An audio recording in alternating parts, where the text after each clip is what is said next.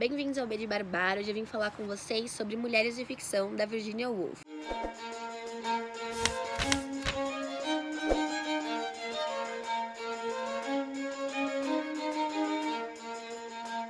Bom, primeiro eu queria agradecer a Tati, do @nacontracapa lá no Instagram. Ela me deu esse livrinho de presente, eu não conhecia, fiquei muito feliz de conhecer por meio dessa forma tão carinhosa.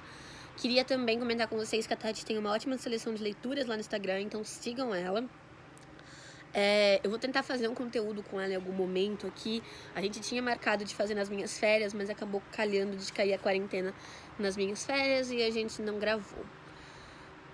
Eu vou fazer um disclaimer aqui também. Se você vai ler este livro e acha que neste livro todos os ensaios reunidos da Virginia Woolf são sobre mulheres de ficção, você está redondamente enganado. O primeiro ensaio chama Mulheres de Ficção. Depois a gente tem um sobre a Jane Austen, não nessa ordem, tá? Jane Eyre, O Morro dos Ventos Uivantes, que inclusive eu recomendo, se você tem interesse em saber sobre esse assunto, o vídeo da Jessica Matos. Ela fala sobre O Morro dos Ventos Uivantes, Jane Eyre e eu acho que é Orgulho e Preconceito, posso estar errada, mas dei uma olhadinha lá. Geraldine e Jane, Eu Sou Cristina Rossetti. Esses são os ensaios que falam sobre mulheres de uma forma ou de outra, abordando tanto a questão da diferença de gênero ou numa simples análise da literatura dessas mulheres, né? E que são muito interessantes. Mas a gente também tem alguns outros ensaios aqui, como Ficção Moderna, O Leitor Comum, Como se deve ler um livro e Pensamentos de Paz durante um ataque aéreo.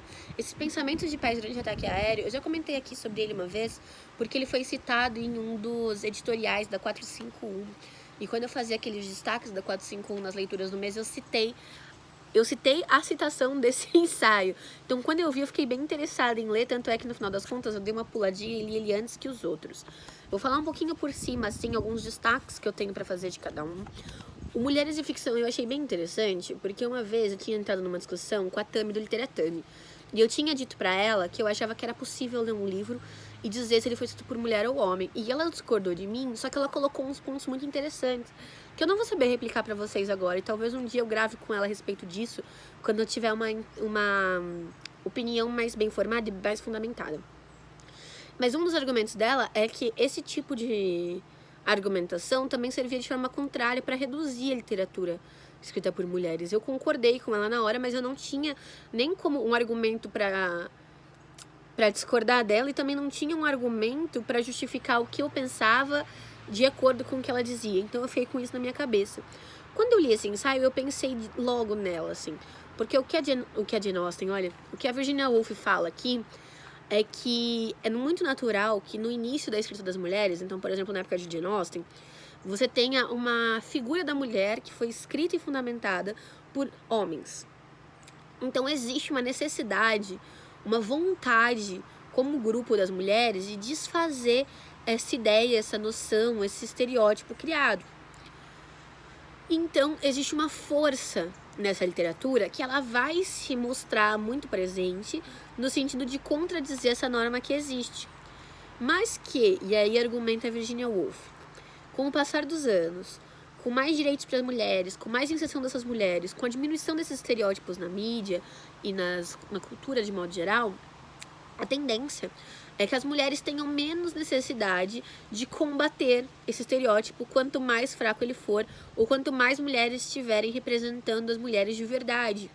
Então, nos dias atuais, por mais que a gente não tenha uma igualdade de gênero plena, a gente não tenha salários iguais para homens e mulheres, ou mesma quantidade de mulheres e homens publicados na literatura, a gente sabe que existem mulheres, por exemplo, como a Ana Paula Maia, que escrevem com personagens masculinos, fazem isso com grande destreza e arrasam muito, assim. É o tipo de livro que talvez a Bárbara do passado lesse e achasse que fosse escrito por um homem. Então, não necessariamente isso tem a ver, mas com a escrita de uma forma biológica, né? Eu nunca quis dizer isso, que biologicamente as mulheres escreviam diferente. Mas a Virginia Woolf, ela traz argumentos aqui do porquê socialmente essa escrita seria diferente e como isso tem uma tendência a se diluir. Eu achei bastante interessante. Depois eu gostei muito do conto dela sobre Jane Austen, o ensaio dela sobre Jane Austen. Deu muita vontade de ler Jane Austen de novo, só que eu não trouxe nenhuma aqui pro interior, que eu tô ficando agora durante a quarentena. Então, talvez quando eu for lá pra cidade e for pegar novos livros, eu tente pegar um desses da Jane Austen pra ler, ou baixar no Kindle, né? Se eu não me engano, eu tenho as obras completas da Jane Austen em inglês, quando eu tinha paciência, então, de ler em inglês, né? Porque os meus romances da Jane também estão em inglês lá em casa. Eu gostei muito do ensaio Como Ler um Livro, e eu até pensei em fazer um vídeo pra vocês, mais pra frente, que eu tenho que elaborar. Mas se eu for fazer, eu vou usar esse conto, porque olha só como ela começa. Quero enfatizar, antes de tudo, o ponto de interrogação no fim do meu título. Ainda que eu pudesse responder para uso próprio a pergunta, a resposta só se aplicaria a mim, não a você. De fato, o único conselho sobre leitura que uma pessoa pode dar a outra é não aceitar conselho algum, seguir os próprios instintos, usar o próprio bom senso e tirar suas próprias conclusões. Parem de ver vídeos de como ler mais. Eu entendo vídeos de como ler melhor, mas eu acho que também isso não é uma fórmula correta. Eu acho que você tem que analisar o que é colocado ali, aplicar na sua vida e descobrir se aquilo funciona para você, porque nós não somos matemática, nós somos seres humanos complexos. Mas ainda assim, gente, eu tenho um desespero quando eu vejo esses livros, esses vídeos de como ler mais, assim, porque é basicamente... São coisas muito simples, muito óbvias, do tipo, leve um livro na bolsa, lê no seu tempo livre, privilegie a leitura ao invés de, sei lá, joguinho no celular. Cara, legal, isso é... Tá, mas isso não é aplicável à vida de todo mundo.